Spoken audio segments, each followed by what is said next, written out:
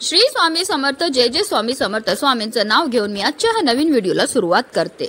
यंदा 5 नोव्हेंबर म्हणजेच बुधवारी आहे कार्तिक पौर्णिमा। हिंदू धर्मग्रंथांमध्ये कार्तिक पौर्णिमा ही सर्वात पवित्र तिथी मानली जाते। भगवान विष्णूचा मत्स्य अवतार कार्तिक पौर्णिमेला जन्मला होता। हा दिवस विश्वाचा विनाश आणि पुनर्निर्मितीच्या कथेशी संबंधित आहे। असे मानले जाते की या दिवशी केलेले पुण्यकर्म इतर दिवसांपेक्षा जास्त फलदायी असते। कार्तिक पौर्णिमेच्या दिवशी देवदिवाळी देखील साजरी केली जाते। देवदिवाळी हा देवांचा दिवाळी उत्सव म्हणून ओळखला जातो। असे मानले जाते की कार्तिक पौर्णिमेच्या दिवशी भगवान शंकराने त्रिपुरासुर नावाच्या राक्षसाचा वध केला होता। त्रिपुरासुराचा अंत झाल्याच्या आनंदाने देवतांनी संपूर्ण स्वर्ग दिव्याने उजळून टाकला। त्यालाच देवदिवाळी स्वरूप देण्यात आले। म्हणूनच कार्तिक पौर्णिमेला त्रिपुरारी पौर्णिमा असेही म्हटले जाते। तसेच हा दिवस वाईटावर चांगल्याचा विजय म्हणून देखील साजरा केला जातो। असे मानले जाते की या दिवशी देवी लक्ष्मीची विधिवत पूजा केल्याने अमुक पुण्य प्राप्त होतं। या दिवशी तुळशीची पूजा करणं सुद्धा शुभ फळ देतं। तसेच कार्तिक पौर्णिमेच्या दिवशी देवी लक्ष्मीला प्रसन्न करण्यासाठी चंद्राला जल अर्पण करावे। धनाची देवी लक्ष्मीची कृपा प्राप्त करण्यासाठी पिंपळाच्या झाडाची पूजा करावी। कार्तिक पौर्णिमेच्या दिवशी मुख्य प्रवेशद्वारावर दिवा लावावा। या दिवशी पवित्र नद्यांमध्ये स्नान करावे आणि त्यानंतर दीपदान करावे। असं केल्याने आर्थिक समृद्धी येते। या दिवशी भगवान शिव आणि भगवान विष्णूंची एकत्रित पूजा करावी। सत्यनारायण कथा ऐकणे आणि रुद्राभिषेक करणे शुभ मानले जाते। या दिवशी दान करणे देखील विशेष महत्त्वाचे मानले जाते। ब्राह्मण आणि गरीब आणि गरजूंना धान्य, कपडे, पैसे आणि इतर आवश्यक वस्तू दान केल्याने पापाचा नाश होतो आणि पुण्य मिळते। धार्मिकदृष्ट्या हा दिवस अतिशय महत्त्वाचा असल्यामुळे या दिवशी काही प्रभावी उपायांनी सेवा देखील केल्या जातात। आणि म्हणूनच त्रिपुरारी पौर्णिमेच्या दिवशी कोणत्याही परिस्थितीत गाईला खाऊ घाला ही वस्तू खायला दिल्यामुळे आपल्याला सर्व अडचणीतून मार्ग तर मिळणारच आहे, पण फक्त 24 तासामध्ये आपल्या जीवनामध्ये असणारी जेवढी पण नकारात्मकता, इडापिडा, दोष, दारिद्र्य नष्ट होऊन आपली कितीही कठीणातील कठीण इच्छा ही पूर्ण होणार आहे। तर ती कोणती वस्तू गाईला खायला द्यायची, कोणत्या वेळेत खायला द्यायची त्याबद्दल सविस्तर आणि महत्त्वाची माहिती मी तुम्हाला या व्हिडिओमध्ये देणार आहे। तर व्हिडिओ पूर्ण पहा आणि जर तुम्ही माझ्या चॅनलवर नवीन असतील तर चॅनलला सबस्क्राईब करा आणि शेजारी बेल आयकॉन सुद्धा प्रेस करा, जेणेकरून तुम्हाला माझ्या नवनवीन व्हिडिओचे नोटिफिकेशन मिळत राहील। त्रिपुरारी पौर्णिमेच्या दिवशी सकाळी लवकर उठून कोणत्याही पवित्र नदींवर जाऊन स्नान करायचं प्रथा आहे। जवळपास नदी नसेल तर तुम्ही आंघोळीच्या पाण्यामध्ये गंगाजल टाकून स्नान करावी। त्यानंतर घरातील देवांची पूजा करावी। या दिवशी भगवान शंकर आणि विष्णू यांची पूजेला विशेष महत्त्व आहे। त्यामुळे जर तुमच्याकडे महादेवांचे शिवलिंग असेल तर सर्वप्रथम शिवलिंगाला आपल्याला जलाभिषेक हा करायचा। त्यानंतर शिवलिंगावर आपल्याला बेल वाहायचे व पुरुष असतील तर ओम नमः शिवाय, स्त्रिया असतील तर नमः शिवाय किंवा तुम्ही श्री शिवाय नमस्तुभ्यम या मंत्राचा जप करावा। या दिवशी रुद्राभिषेक करण्याला सुद्धा विशेष महत्त्व हे दिलं जातं। त्यामुळे शंकराच्या मंदिरात जाऊन आपण रुद्राभिषेक सुद्धा करू शकतात।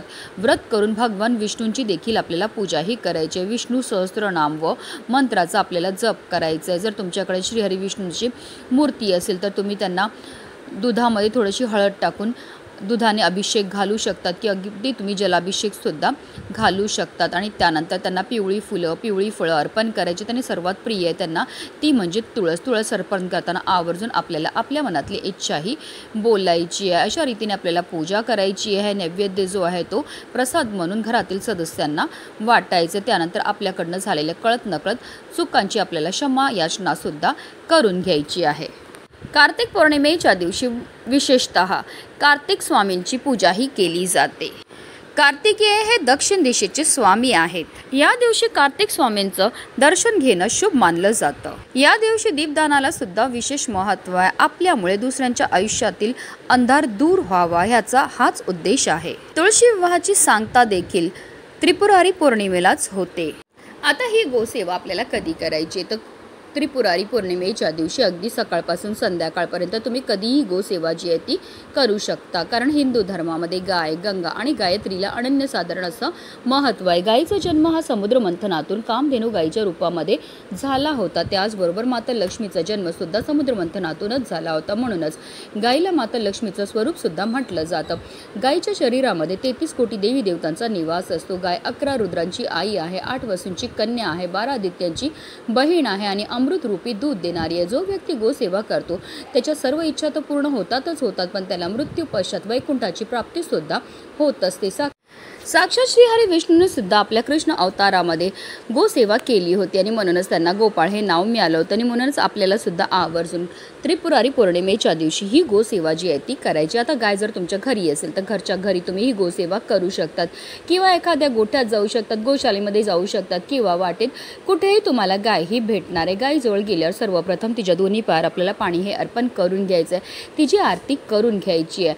आणि त्यानंतर जी वस्तू आपल्याला गायीला खायला द्यायची ती म्हणजे गोड चपाती. घरामध्ये सगळ्यात पहिली चपाती जी ती आपल्याला गायी करता तयार करायची. कणिक मळायचे, मळताना त्यामध्ये आवर्जून आपल्याला हळद टाकायची. हळद टाकल्यामुळे आपल्या कुंडलीतील गुरुग्रह हा बलवान होतो आणि जर आपल्या कुंडलीतील गुरुग्रह बलवान झाला तर त्यामुळे आपल्या जीवनामध्ये असणाऱ्या ज्या आर्थिक समस्या त्यापासून आपल्याला मुक्तता तर मिळते, पण आपल्याला कोणत्याही क्षेत्रामध्ये अपयशाचा सामना हा करावा लागत नाही. आता कणकेपासून आपल्याला छानशी चपाती तयार करून घ्यायची आहे. त्या चपातीवर आपल्याला थोडंसं तूप लावायचं. तूप लावल्यामुळे आपल्या जीवनामध्ये समृद्धी येते. तसेच त्या चपातीवर आवर्जून आपल्याला एक गुळाचा खडासुद्धा ठेवायचा. गाईला गुळ खायला दिल्यामुळे आपल्याला ग्रह दोषापासून मुक्तता मिळते. राहू, केतू, शनी, मंगळ दोषापासून मुक्तताही मिळत असते. ज्या मुलींचा विवाह जुळण्यामध्ये समस्या येत असेल त्यांनी आवर्जून त्रिपुरारी पौर्णिमेच्या दिवशी अशी ही गोड चपाती गाईला खायला द्यायची, किंवा अगदी तुम्ही गाईला हिरवा चारासुद्धा खायला देऊ शकतात. गाईला हिरवा चारा खायला दिल्यामुळे आपल्या कुंडलीतील बुध ग्रह बलवान होतो. बुध हा नोकरी, व्यवसाय, करिअरशी संबंधित असतो आणि जर आपल्या कुंडलीतील बुध ग्रह बलवान झाला तर त्यामुळे आपल्याला प्रत्येक क्षेत्रामध्ये भरभरून यश प्राप्त होत असतं. आपल्या हातातनं गाईला चपाती ही खायला द्यायची, कारण असं म्हटलं जातं जेव्हा गाय आपल्या हातातनं चपाती खाते आणि तिची जीभ आपल्या हाताला लागते तर त्यामुळे आपल्या जीवनामध्ये असणारे जे दोष आहे, दारिद्र्य आहे ते दूर होण्यामध्ये मदत ही मिळत असते. त्यानंतर आवर्जून गाईला पाणीसुद्धा प्यायला द्यायचं. त्यानंतर आपल्याला गायीभोवती 11 प्रदक्षिणा मारायच्या. प्रदक्षिणा मारताना निरंतर आपल्याला ओम नमो भगवते वासुदेवाय नमः या प्रभावी मंत्राचा जप हा करायचा आहे. 11 प्रदक्षिणा करून झाल्यानंतर आवर्जून आपल्याला गायीच्या पायाखालची थोडी माती उचलायची आणि तिने आपल्या कपाळावर टिळा हा लावायचा. कारण जो मनुष्य गायीला हाताचा स्पर्श करून प्रदक्षिणा करतो तसेच तिच्या चरणाखाली धूळ मस्तकी लावतो त्याला पृथ्वी प्रदक्षिणेचे व सर्व तीर्थांमध्ये स्नान केल्याचे पुण्य हे प्राप्त होत असतं. त्यानंतर जर गाय स्पर्श करून देत असेल तर आवर्जून आपल्याला गायीच्या पाठीवर हात फिरवायचा आणि आपल्या मनातली इच्छाही बोलायची. अशा रीतीने ही गोसेवा जी आहे ती आपल्याला त्रिपुरारी पौर्णिमेच्या दिवशी करायची. अतिशय उच्च कोटीची सेवा आहे. ही सेवा केल्यामुळे आपलं 7 पिढ्यांचं दारिद्र्य नष्ट होऊन आपली कितीही कठीणातील कठीण इच्छाही पूर्ण होणार आहे. म्हणूनच व्हिडिओ जास्तीत जास्त लोकांपर्यंत शेअर करा. श्री स्वामी समर्थ.